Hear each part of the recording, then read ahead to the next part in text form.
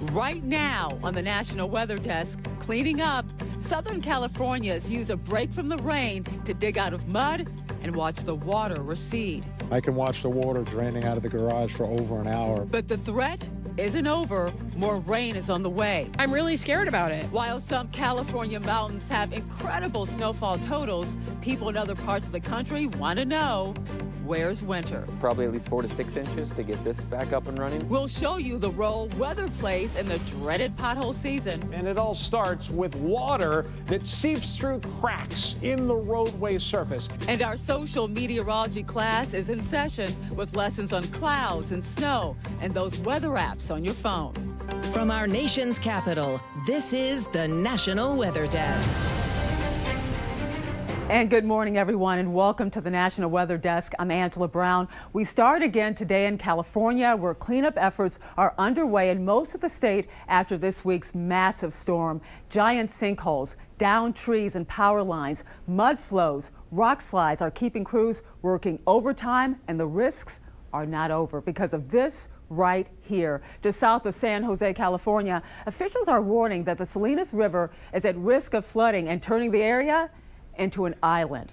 The Salinas River is the longest river on the Central Coast region. The National Weather Service predicts it will reach flood state this afternoon. Evacuation orders are in effect until further notice for residents in low-lying areas. And also, forget about driving here. Some roads were simply washed away. Others are impassable due to sinkholes. In Ventura County near LA, Route 33 was hit with several mud and rock slides.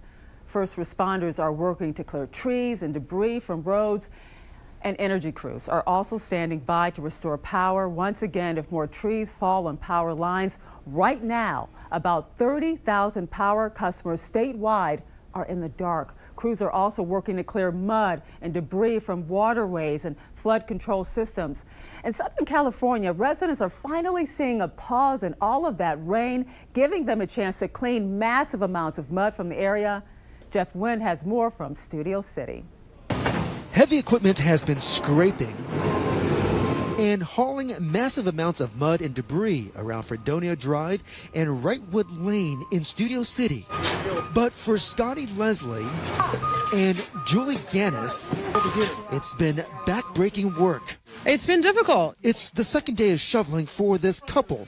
They had to work through 3 feet of mud yesterday just to get their garage open, to get to their cars. Their good friend Dave Barr, who's a contractor, and another neighbor offered to pick up shovels as well. In Sherman Oaks, a security camera captured Ruben Quinones inspecting his home as debris flowed into his property Sunday night. Definitely water there. I'm not sure what is going to be salvageable. He's hired a cleanup crew of 8 to haul away the mess.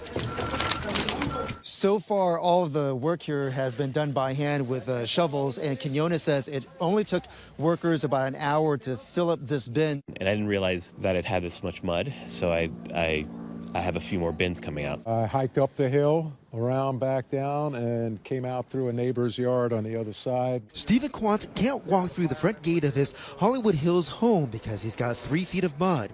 LA Public Works reopened this drain yesterday to help the water recede, some of which was trapped inside his garage. I can watch the water draining out of the garage for over an hour. This is the only drain for the neighborhood that, like the rest of Southern California, is poised for another round of rain. I'm really scared about it. And then there is the snow. Lots and lots of snow. How much, you ask? Check out these photos tweeted out by Caltrans. You can easily see the snowbanks are taller than the snow removal equipment. Just look at that. These pictures were taken in the Sierra Nevada mountains in Alpine County, which is just south of Lake Tahoe. For a look at what's next for the West, we are joined by meteorologist Brian Vandergraaf. All right, Angela, I want to talk about what's happening out there. They are going to get a little bit of a lull. You can see that push that was coming in through yesterday. There's a little bit of a lull in the atmosphere, but there's more action off to the west that is poised to come through the upcoming weekend. Now, as far as how much more rain, I mean, we're talking 1 to 2 LA, 2 to 3 San Francisco, higher amounts in Northern California, but It doesn't seem like a lot, but on top of what they've had already, it is just going to be devastating. Any little bit can lead to some flooding. Listen, in the deep south today, got to take our attention here. Birmingham to Atlanta, an enhanced level 4 risk. Gusty winds, large hail, and tornadoes across deep south. In fact, tornado watches already up this morning from Mississippi through portions of Alabama, and severe thunderstorm warnings already up for portions of Kentucky. It'll be an active afternoon. We'll be keeping a close eye and report more back tomorrow here. Angela? All right, thanks, Brian. Wisconsin, famous for its frozen tundra, has seen an unusually warm winter and not much snowfall. So now, as meteorologist Phil DeCastro explains from Green Bay, every inch of snow makes a big difference. Given the mild, wet weather the last couple weeks, even having this amount of snow is a feat. We've doubled our hours of snowmaking.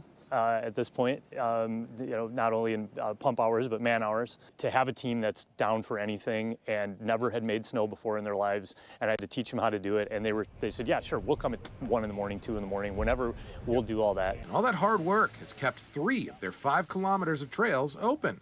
And even though their planned grand opening celebration has now been delayed twice because of the iffy weather, freshman Noah Straka from the UW Green Bay cross-country ski team is just happy to have a place to train. Some older people on the team were like, yeah, it was terrible before this because we'd have 3-4 inches of snow and we'd be on rock skis, couldn't even properly ski, or they'd be roller skiing or running. The Nordic Center isn't alone in dealing with the unideal weather. The city of Green Bay was excited to see their new Magic Carpet tube lift in action at Triangle Sports Area on the city's east side, but they only got to see it for 2 days. They'll need some better luck with the snow for it to open again. Well, whether it's heavy rain, floods, blizzards, or a lack of snow, our 200 meteorologists all over the country have you covered. And one great way to get connected with them is on social media. So let's highlight some of their recent posts in a segment that we call Social Meteorology. We start with meteorologist Natalie Walters in Dayton, Ohio. What's the difference between a slushy snow and a fluffy snow? This all has to deal with the temperature profile of the atmosphere. So we're going to talk a little bit about the snow ratio. When temperatures are at or slightly above freezing, you're typically going to have a heavier and wet snow. So for every 1 inch of water, that could bring about 5 inches of snowfall.